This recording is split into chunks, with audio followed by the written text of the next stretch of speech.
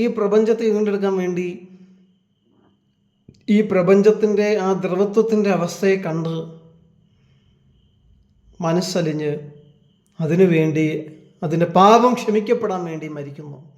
ആ കുഷ്ഠരോഗിയോട് കർത്താവ് മനസ്സലിവ് കാണിച്ചപ്പോൾ കർത്താവ് അവൻ്റെ പാപങ്ങൾ ക്ഷമിച്ചു. അതുകൊണ്ടാണ് അവൻ്റെ ദ്രവത്വവും മരണവും മാറി, അവൻ്റെ കുഷ്ഠം മാറിപ്പോയത്.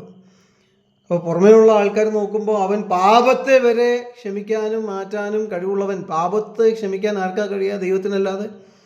ദൈവത്തിന് മാത്രമല്ലേ പാപക്ഷമ കൊടുക്കാൻ പറ്റുള്ളൂ. അവൻ ദൈവത്തിന് സമനാണ് എന്ന് വേദപുസ്തകം അവകാശപ്പെടുന്നത് അതുകൊണ്ടാണ്. കാരണം പാപം ക്ഷമിക്കാൻ ദൈവത്തിന് മാത്രമേ കഴിയുള്ളൂ. ആരാധന സ്വീകരിക്കാൻ ദൈവത്തിന് മാത്രമേ കഴിയുള്ളൂ. അല്ലെങ്കിൽ അവനൊരു കള്ളപ്രവാചകനായിരിക്കണം. യേശു ഒരു നല്ല പ്രവാചകനാണ്. ഖുറാനിലും ബൈബിളിലും ഒരു പ്രവാചകനും ഇന്നുവരെ ആരാധന സ്വീകരിച്ചിട്ടില്ല. പക്ഷെ കർത്താവായി യേശു ക്രിസ്തു ആരാധന സ്വീകരിക്കുകയാണ്. ആ തോമാസ് ലീഹ എൻ്റെ ദൈവമേ എൻ്റെ കർത്താവേ എന്ന് വിളിക്കുന്നു. ആരാധന കർത്താവ് സ്വീകരിക്കുന്നു.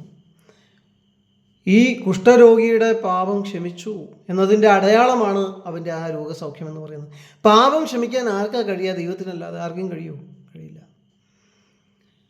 പാപം ക്ഷമിച്ചു, പാപനിമിത്തമുള്ള രോഗവും മാറി, ദ്രവത്വവും മാറി. ഇതേ മാതിരിയാണ് ഈ പ്രപഞ്ചത്തിൻ്റെ മുഴുവൻ ദ്രവത്വവും കർത്താവ് മാറ്റാൻ പോകുന്നത്. അതിൻ്റെ ഒരു തുടക്കമാണ് കർത്താവിൻ്റെ ഉയർത്തെഴുന്നേൽപ്പ്. കർത്താവിൻ്റെ ഉയർത്തെഴുന്നേൽപ്പ് എന്ന് പറഞ്ഞാൽ ഒരു മനുഷ്യൻ്റെ ഉയർത്തെഴുന്നേൽപ്പും കൂടിയാണ്. കർത്താവ് ഉയർത്തെഴുന്നേൽക്കുന്നതിലൂടെ കർത്താവ് തെളിയിക്കുന്നത് ഒരു പുതിയ സൃഷ്ടി, ഒരു പുതിയ മനുഷ്യത്വം കർത്താവ് രൂപകൽപ്പന ചെയ്യാണ്, കർത്താവ് ഉദ്ഘാടനം ചെയ്യാണ്. ആ പുതിയ സൃഷ്ടി, പുതിയ മനുഷ്യൻ, ആ പുതിയ സൃഷ്ടി ദ്രവത്വത്തെയും മരണത്തെയും ജയിച്ചിരിക്കുന്നു. പാപത്തെയും അതുമൂലം വന്നിരിക്കുന്ന ശാപത്തെയും ജയിച്ചിരിക്കുന്നു. അതിൽ പിന്നെ മരണമോ ദ്രവത്വമോ ശാപമോ ഇല്ല. ജീവൻ മാത്രമാണ് വ്യാപരിക്കുന്നത്. അശുദ്ധിയില്ല. ജീവൻ മാത്രമാണ്, വിശുദ്ധി മാത്രമാണ് വ്യാപരിക്കുന്നത്. അങ്ങനെയുള്ള ഒരു പുനരുത്ഥാനം കർത്താവ് ഓരോ മനുഷ്യനും കൊടുക്കും. അതിൻ്റെ അടയാളമാണ് ആ കുഷ്ഠരോഗിക്ക് കൊടുത്തിരിക്കുന്ന സൗഖ്യം. ഇതേമാതിരി അന്ന് നിൻ്റെ ശരീരത്തിൽ ഒരു അംഗവൈകല്യവും ഇല്ലാത്ത, ഒരു രോഗമില്ലാത്ത ഒരവസ്ഥ ഉണ്ടാകും ആ വരാനിരിക്കുന്ന രാജ്യത്തിൽ. അത് നിങ്ങൾക്ക് മാത്രമല്ല എല്ലാവർക്കും ഉണ്ടാകും എന്നാണ് കർത്താവ് അതിലൂടെ കാണിക്കുന്നത്. ആ രാജ്യത്തിൽ കർത്താവ് വന്ന് എല്ലാ കാര്യങ്ങളും യഥാസ്ഥാനപ്പെടുത്തി കഴിയുമ്പോൾ ആ രാജ്യത്തിൽ ഈ കുഷ്ഠരോഗിക്ക് പൂർണ്ണമായി സൗഖ്യമായ ശരീരം കിട്ടിയത് മാതിരി നമുക്കെല്ലാവർക്കും ഒരിക്കലും മരിക്കാത്ത ശരീരം. ഇയാൾ ചിലപ്പോൾ മരിച്ചു കാണും, കുറച്ച് കഴിഞ്ഞ് മരിച്ചു കാണും അല്ലേ. പക്ഷെ ഉയർത്തെഴുന്നേറ്റ് കഴിയുമ്പോൾ കർത്താവായ യേശു ക്രിസ്തു മടങ്ങി വരുമ്പോൾ ഇയാൾ ഉയർത്തെഴുതി നമ്മൾ ഉയർത്തെഴുതി നമുക്ക് കിട്ടാൻ പോകുന്ന ശരീരം എന്ന് പറഞ്ഞാൽ ഒരിക്കലും മരിക്കാത്ത ശരീരം.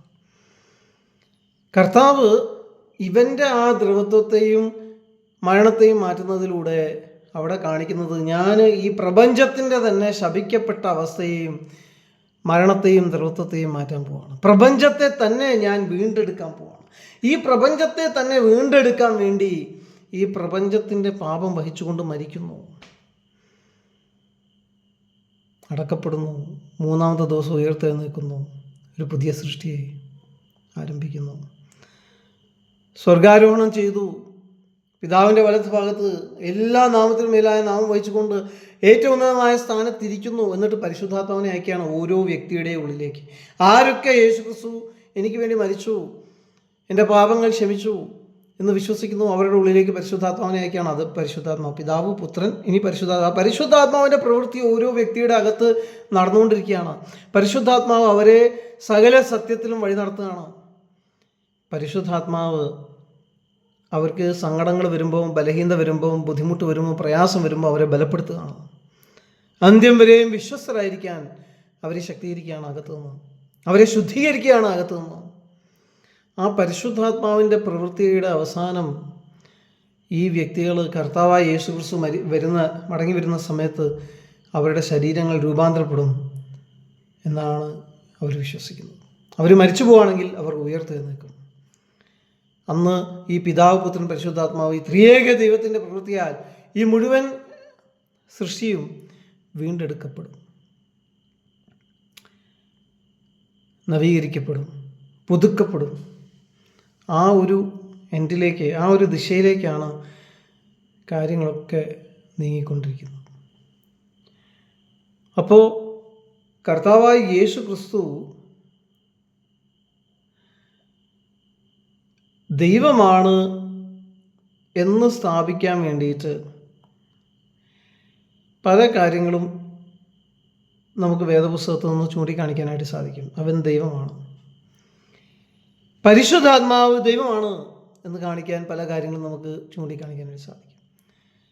പിതാവ് പിന്നെ ദൈവമാണല്ലോ. ഈ പിതാവ്, പുത്രൻ, പരിശുദ്ധാത്മാവ്, ഈ ത്രിയേക ദൈവത്തിൻ്റെ മുഴുവൻ പ്രവൃത്തിയാണ് ഈ സൃഷ്ടിയിൽ ഈ നടന്നിട്ട് അവസാനം ഇതിൻ്റെ അന്ത്യം വരാൻ പോകുന്നത് എന്നതാണ് വേദപുസ്തകം നമ്മളെ പഠിപ്പിക്കുന്ന സത്യം. അന്നാണ് ഈ അനീതി എന്ന് പറയുന്നതിനും പാപം എന്ന് പറയുന്നതിനും വെറുപ്പ് എന്ന് പറയുന്നതിനും ശാശ്വതമായ ഒരു സമാധാനം ഉണ്ടാകാനായിട്ട് പോകുന്നത്.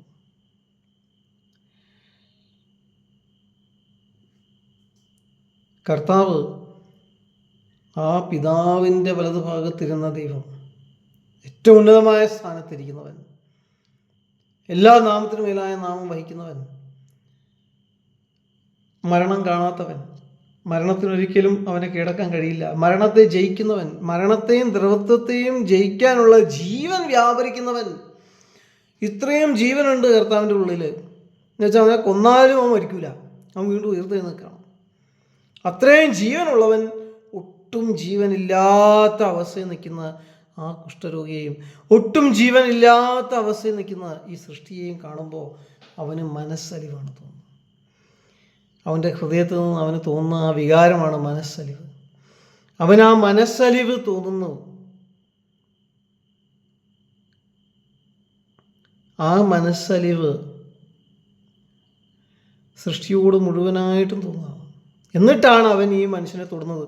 അവനെ അവൻ്റെ അവസ്ഥകളിൽ നിന്നെല്ലാം സൗഖ്യമാക്കുന്നതെന്ന് മാത്രമല്ല, അവനെ പാപത്തിനും മരണത്തിനും ദ്രവത്വത്തിനും അവൻ്റെ പേര് ആ ജീവപുസ്തകത്തിലില്ലല്ലോ എന്ന് പറയുന്ന അവസ്ഥയിൽ നിന്നും കർത്താവ് വലിച്ച് പുറത്തെടുക്കുകയാണ്. കർത്താവിൻ്റെ രാജ്യത്തിലേക്ക് കൊണ്ടുവരികയാണ്. ഇനി അവൻ്റെ പേര് സിനഗോഗിലുണ്ടാവും. ഇനി അവൻ്റെ പേര് അവൻ്റെ വീട്ടുകാരുടെ ആ ക്രോണോളജിയിലുണ്ടാവും.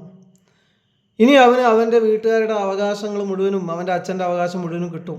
ഇനി അവന് ആലയത്തിൽ ചെന്ന് ദൈവത്തെ ആരാധിക്കാനായിട്ട് സാധിക്കും. ഇതേമാതിരി കർത്താവ് ഈ സൃഷ്ടിയെ മുഴുവനും നിങ്ങളെയും എന്നെയും വീണ്ടെടുക്കാൻ പോവാണ്.